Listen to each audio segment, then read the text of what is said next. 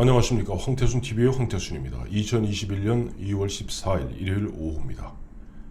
안철수가 달라졌습니다. 진짜 달라졌습니다. 안철수가 진짜 달라진 덕분에 오는 4월 7일 서울시장 보궐선거 청신호가 켜졌습니다. 서울시장 보궐선거 청신호가 켜지니 내년 3월 9일 있게 될 대통령 선거 승산이 점점 높아지고 빛이 보이기 시작합니다. 결국 문재인 정권 폭정 5년 만에 정권을 갖다 되찾고 탈환하여 청와대로 가는 그 길에 청신호가 켜진 겁니다. 정말 10년이면 강산도 변한다고 하죠. 안철수 2011년 그 당시 강호동의 무릎팍 도사에 나와서 그가 새로운 새 정치를 기치로 내걸고 나왔을 때 많은 사람들이 기대도 가졌습니다마는 그동안 10년 동안 안철수가 보여준 모습은 상당히 실망스럽기 짝이 없는 것이었습니다. 그런데 지난해 연말에 갑작스럽게 보면 서울시장 보궐선거 도전을 선언하고 대선을 포기하고 서울시장 보궐선거 출마하겠다 이야기하면서 중도 보수 공동정부 연립정부 구성을 제안했습니다. 그리고 2달이 지났습니다. 2달이 지났는데 최근 보니까 오세훈 국민의힘 후보 이름이 좀 바꿨어요. 공동지방정부라고 표현했어요. 그러니까 안철수가 제시한 거는 중도보수 연립정부고요. 다음에 오세훈이 보면 13일 어제 제안한 것이 공동지방정부 이야기입니다. 그리고 오세훈이 그 이야기를 꺼내기 무섭게 나경원 후보도 그거 좋은 생각이다. 결국 힘을 합쳐야 되는 것 아니냐 하는 그런 분위기고, 오늘은 정진석 국민의힘 공관위원장 또한 그건 이른바 꽁 잡는 게 매고 우리 이겨야 될 거 아니냐, 힘을 합쳐야 될 거 아니냐, 이런 분위기가 서서히 형성되는 것 같습니다. 일이 되는 것 같습니다. 마침 일이 이렇게 되도록 만든 부분은 놀랍게도 민주당의 박영선 덕분입니다. 박영선이 중소기업 벤처부 장관이 있을 때까지만 해도 뜨악했습니다마는 실제 장관직을 그만두고 뛰기 시작하니까 이제 우상을 갖다 훌쩍 뛰어넘어서 각종 여론조사하니까 3자 대결 구도화에서는 그거는 게임도 안 되게 1등을 하고요. 민주당의 박영선 후보가 3자 대결 구도화에서는 안철수 오세훈, 안철수 나경원 다 제낍니다. 1등입니다. 그리고 양자 대결을 갖다가 가상 대결을 벌인 경우도 한 60%는 65%는 안철수가 이기는 것이고, 다음에 한 30 내지 한 35% 정도는 박영선이 이기는 것으로 나옵니다. 만약에 안철수가 아니라 거기 오세훈이나 나경원을 갖다 집어넣으면은 양자 대결 구도화에서도 박영선이 월등하게 앞서버립니다. 자, 분위기가 이쯤 되니까 그동안 3자 대결 구도로도 충분히 승산이 있다라고 이야기했던 김종인 국민의힘 비대위원장이 드디어 약간 2발, 3발, 4발 물러나면서 무슨 얘기했습니까? 단일화는 숙명적이다. 반드시 이루어야 된다. 단일화의 조건이 뭘까요? 그냥 너하고 나하고 합치자? 그거 아닙니다. 단일화의 조건은 예를 들어서 과거 DJP의 단일화, DJP의 후보 단일화의 조건은 내각제 개헌을 갖다가 국민들에게 약속하고 그 약속을 갖다가 1999년 말까지 집권하게 되었을 거 하는 것을 대국민 약속하고 DJP가 이루어졌던 겁니다. 그렇습니다. 후보 단일화라는 것은 과거 정몽준과 노무현도 마찬가지죠. 결국 정몽준이 중간에 나중에 트는 바람에 그것이 흩어져서 그렇지, 실제 보면 안철수와 예를 들어서 나경원, 안철수와 오세훈이 단일화한다. 그거로만 끝나면은 안철수를 좇는 사람, 또 나경원을 좇는 사람, 오세훈을 좇는 사람들이 국민들 입장에서 내가 좋아하는 후보가 all or nothing으로 이른바 승자 독식으로 한 사람은 서울시장 후보 되고 한 사람은 그냥 하나님이 찌그러져 버리면 이 사람들이 무슨 맛으로, 무슨 힘으로, 무슨 흥이 나서 투표장에 나와서 찍겠습니까? 이 사람들이 흥을 나기 위해서는 자,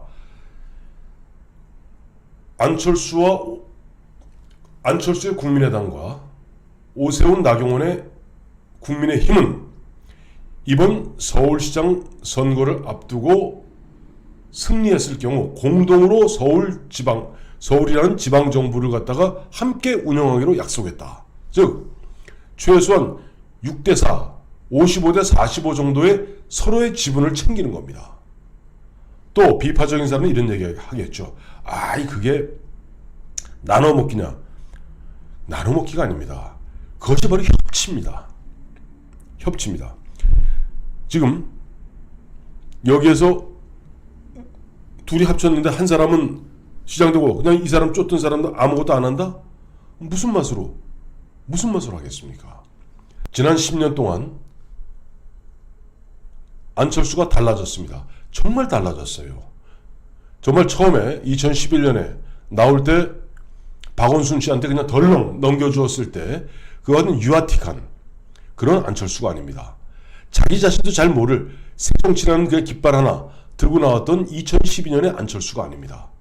지난 10년 동안 온갖 우여곡절이 있었고 또 산전수전 겪고 이제 공중전까지 겪다 보니까 정치의 어떤 스킬 또는 이른바 직선으로 가는 것, 우회로 돌려치는 것 이제 상당 부분 달라진 모습 보이는 가운데 안철수의 그와 저와 같은 제안으로서 지금 국민의힘과 국민의당은 뭔가 점점점 그림을 만들어가고 있습니다.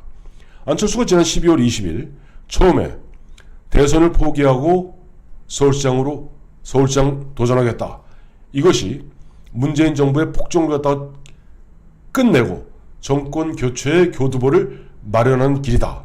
이야기하고 그 3일 후인 12월 23일 중도보수 연립정부 구성 제안을 했습니다. 이때까지만 해도 김종인 국민의힘 비대위원장 콧방귀도 안 꼈죠. 심지어는 3자 대결 구도로도 충분히 이길 수 있다. 안철수는 별의 순간이 끝났다. 라고 호언장담했습니다마는 이제 앞서 말씀드린 바와 같이 박영선 세가 엄청 앞서 나가는 가운데 3자 대결 구도는 완패고요. 양자 대결 구도로도 지금 국민의힘 후보만 갖고는 어렵다는 것을 이제 뼈저리게 느끼게 되는 겁니다. 그러니 지금 지난 12월 20일 처음에 안철수가 대선을 포기하고 서울시장 보궐선거로 가겠다. 그 다음 3일 후에 그 다음에 중도보수 연립정부 구성하자. 그리고 연초에 1월 6일이던가요? 김종인 위원장 찾아갑니다. 온갖 구박 다 받습니다. 심지어는 김종인 박사 너 국민의힘에 입당할 거 아니면 다시 연락도 하지 마 라고 거의 진짜 문전박대를 당합니다. 그래도 꾸역꾸역 잘 버티더라고요. 그러면서 이제 1월 하순경에는 김종인 박사한테 경선 플랫폼을 범야권에게 공개해달라, 열어달라, 문호를 개방해달라. 계속 주도권을 쥐고 있어요. 정치에서 계속 공세적 주도권을 쥔다는 것은 굉장히 중요합니다. 그러나 뭐 어쨌든 이제 국민의힘은 각기 후보자를 4명으로 컷오프하고 예비경선 통해서 4명, 즉 본경선 내일부터 이제 보면 토론회가 시작됩니다. 그러니 당초 이제 안철수가 제안했던 공개 경선 플랫폼 참여 이 부분은 이제 물 건너갔다고 봅니다만은 그런 가운데도 또 보면 안철수가 계속 뭔가 일을 만들어 나갔던 것이 금태섭 그리고 금태섭 그 외에 홍길동이 되었던 뭐 박길동이 되었던 이른바 제3지대에 중도에 있는 제3지대의 사람들이 단일화하는 것을 갖다가 또 금태섭의 제안을 흔쾌히 받아들여서 금태섭이 자 안철수 후보 단일화하자 하니까 그것을 2단계 단일화로 이른바 승화시킵니다. 좋습니다. 우리는 우리대로 제3지대에서 단일 후보를 만들 테니 국민의힘은 국민의힘대로 단일 후보를 만드십시오. 그리고 최종적으로 우리가 야권 단일 후보를 만듭시다 하는 2단계 단일화 구상을 제안하면서 뭔가 계속 분위기를 주도해 나갔습니다. 그리고 드디어는 지난 12월 23일 안철수가 제안했던 중도보수 연립정부 그 구성 제안을 국민의힘의 오세훈이, 또 나경원이, 또 정진석이 흔쾌히 박수치고 함께 해봅시다 이야기가 되는 것 같습니다. 이 모습 보면서 저는 1996년, 97년 그 2년간에 걸쳐 있었던 DJP 공조를 갖다가 떠올리지 않을 수가 없습니다. 96년 15대 총선 끝나기 무섭게 그 당시 DJ의 국민회의와 새정치국민회의와 그 다음에 JP의 자민련이 투쟁 공조에 들어갑니다. 그 당시 YS 정부의 야권 파괴 공작 규탄 대회를, 요즘은 없어졌습니다만 그 당시 공사자리던 보라매 공원에서 약 5만 명, 실인원이 5만 명입니다. 다 찼으니까. 저도 그 당시 온 가족 데리고 나갔죠. 그 규탄 대회를 벌이고 그때 온 국민들이 보는 앞에서 5.16 쿠데타, 5.16 혁명의 주역인 JP와 유신의 가장 큰 피해자인 DJ가 함께 손을 잡고 5만 명 군중 앞에서 환호합니다. 그런 분위기에서 결국 투쟁 공조가 정책 공조가 되고, 또 결국은 97년 11월 3일 DJ와 JP는 우리가 집권했을 경우 공동으로 정부를 운영하겠다. 그리고 99년 말까지 내각제로 개헌하겠다. 대국민 약속을 갖다 의원회관에서 전 TV가 생중계하는 가운데 그걸 두 양반이 직접 사인을 했어요. 그 내용의 골자는 뭐냐? 대통령은 국민회의 DJ가 후보는, 그리고 DJ가 다 대통령이 되었을 경우 국무총리는 자민련 측에서 맡는다. 그리고 국무회의의 국무위원은 정확히 반반으로 나눈다. 통일, 외교, 안보는 대통령인 DJ 쪽에서, 경제 파트는 자민련의 JP 쪽에서 50대 50으로, 정확히 50대 50으로 나옵니다. 50대 50, 50% 대 50%로 공동정부를 구상한다. 근데 하느님이 보아서 그랬는지 모르겠습니다만 사실 DJ 외에 나머지 그때까지만 해도 사람들이 굉장히 뭐랄까 사람들이 없었거든요. 그쪽 국민회의 쪽은. 근데 그때 IMF 환란 위기를 어떻게 극복할 수 있었습니까? 옛날 박정희 정권 시절에 경제를 만졌던 김용환 수석 부총재를 비롯한 또 김용환 부총재 밑에서 뼈를 굵혔던 재무부 관료들, 대표적이면 이현재 씨 같은 분이죠. 이런 양반들이 드디어 경제에 키를 지면서 구조조정하고 그 다음에 IMF 환란 위기를 갖다가 빠르게 극복할 수 있었던 겁니다. 그렇습니다.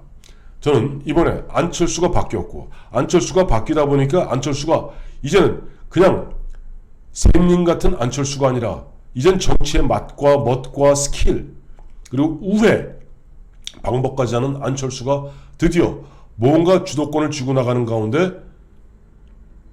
오는 4월 7일 서울시장 보궐선거 승산이 점점점 높아지고 있고, 서울시장 보궐선거에서 승리를 일궈내고 그 다음에 국민의힘과 국민의당과 국민의힘이 하나된 중도와 보수, 보수와 중도가 하나된 힘으로써 자 우리는 이길 수 있다는 강력한 긍정적 메시지를 유권자 국민들에게 준다면 내년 3월 9일에 있을 대통령 선거 바로 이와 같이 청신호가 켜질 겁니다. 안철수가 달라진 것이 어떻게 보면 지난 4년 동안 국민들을 이토록 괴롭히고 대한민국을 이토록 퇴보와 퇴행의 늪으로 밀어넣고 있는 문재인 정부의 폭정을 끝낼 수 있는 절호의 기회이기도 하다 하는 생각을 하게 됩니다.